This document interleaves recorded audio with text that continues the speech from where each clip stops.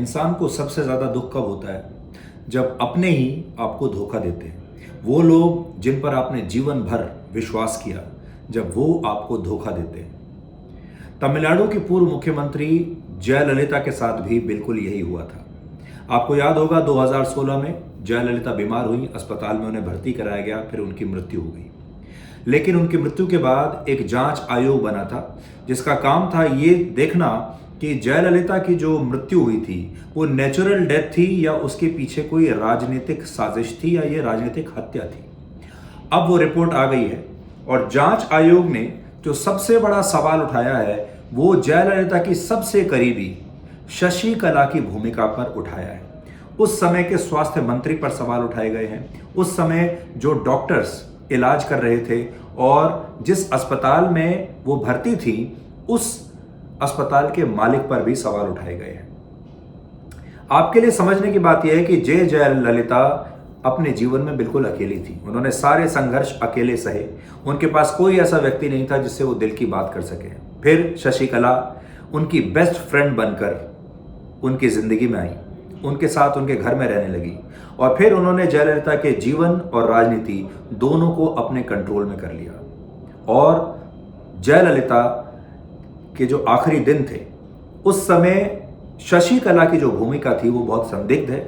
ये जांच आयोग की रिपोर्ट कहती है कि शशि कला असल में ये चाहती थी कि जयललिता मर जाएं ताकि AIADMK पर बाद में उनका कब्जा हो जाए और इसीलिए उस समय उन्होंने बहुत सारे गलत फैसले लिए।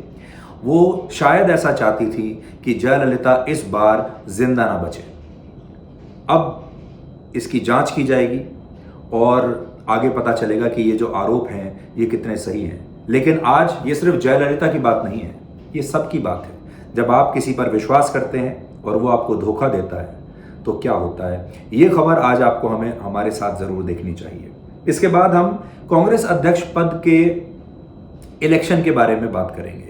अब ये इलेक्शन था या सिलेक्शन था, क्योंकि 81 साल के खड़गे कांग्रेस पार्टी के नए अध्यक्ष बन गए हैं। राहुल गांधी ने आज कुछ ऐसा कर दिया जिससे ये साफ हो गया कि गांधी परिवार को पहले ही पता था कि कौन जीतने वाला है। खड़गे का चुनाव का नतीजा जब घोषित भी नहीं हुआ था उससे पहले ही एक तरीके से राहुल गांधी ने यह कह दिया था कि खड़गे ही अगले कांग्रेस अध्यक्ष हैं। क्या आप जानते हैं 136 साल के इतिहास में कांग्रेस पार्टी में अध्यक्ष पद के लिए सिर्फ 6 चुनाव हुए हैं। यह छठा चुनाव था, यानी हर 23 साल में एक बार चुनाव होता है। क्या आप जानते हैं कि 1939 में कांग्रेस में पहली बार चुनाव हुआ था अध्यक्ष पद के लिए। सुभाष चंद्र बोस तब महात्मा गांधी की मर्जी के खिलाफ कांग्रेस के अध्यक्ष बन गए थे, लेकिन 3 महीने के बाद ही उन्हें यह पद छोड़ना पड़ा। कल्पना कीजिए अगर सुभाष चंद्र बोस कांग्रेस के अध्यक्ष बने रहते 1939 के बाद तो आज भारत और कांग्रेस पार्टी का भविष्य कैसा होता। इसके बाद 1946 में भी यही धोखा हुआ जब कांग्रेस में असल में सरदार पटेल को चुना गया था, लेकिन महात्मा गांधी ने सरदार पटेल की जगह जवाहरलाल नेहरू को कांग्रेस अध्यक्ष चुनकर बैठा दिया, बावजूद इसके कि उनको किसी ने भी वोट नहीं दिया था। अब सोचिए अगर तब सरदार पटेल कांग्रेस के अध्यक्ष बन गए होते तो आज भारत किस रूप में होता और कांग्रेस पार्टी किस रूप में होती। शायद नेहरू गांधी परिवार का कोई भी व्यक्ति आज कांग्रेस पार्टी के हाई कमांड में नहीं होता। तो ये पूरा विश्लेषण, एक ब्लैक एंड व्हाइट विश्लेषण आज हम आपको दिखाएंगे और आखिर में हम आपको ब्रिटेन की बुरी स्थिति के बारे में बताएंगे। ब्रिटेन में वहां की प्रधानमंत्री लिज ट्रस अब एक बार फिर से मुसीबत में है। अब वहां के जो सांसद हैं वो उन्हें भी बदलना चाहते हैं। अब वो वापस से या तो बोरिस जॉनसन को प्रधानमंत्री बनाना चाहते हैं या ऋषि सुनाक को बनाना चाहते हैं। ब्रिटेन की राजनीति की इस समय हालत बहुत खराब है और वहां एक के बाद एक लगातार प्रधानमंत्री बदलते जा रहे हैं।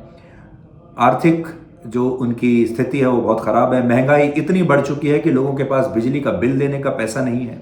वहां पर कई परिवार मिलकर अब एक घर में रह रहे हैं ताकि बिजली का बिल बचाया जा सके। तो ब्रिटेन, वो देश जिसने 200 वर्षों तक हम पर राज किया, आज वहां पर कितनी बुरी स्थिति है, कितनी अस्थिरता है वहां की राजनीति में, इसके बारे में आपको बताएंगे रात को 9 बजे ब्लैक एंड व्हाइट में आज तक पर।